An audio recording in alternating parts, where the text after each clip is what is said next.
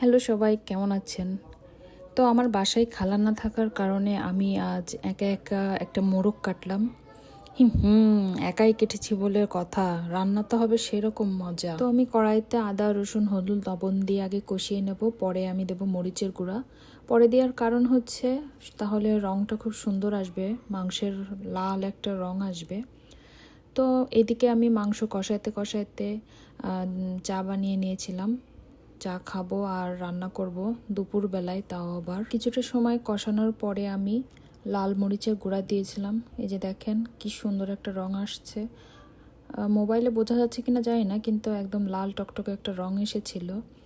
আর অন্যদিকে আমি প্রেশার কুকারে আমার ছোট লেদার জন্য মাংস তুলে দিয়েছি, যাতে মাংসটা একটু নরম হয় ও খেতে সুবিধা হয়।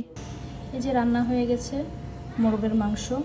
আমি সবসময় অল্প মশলা দিয়ে রান্না করি, আর তার উপর দিয়ে ছড়িয়ে দিই ভাজা জিরার গুঁড়ো।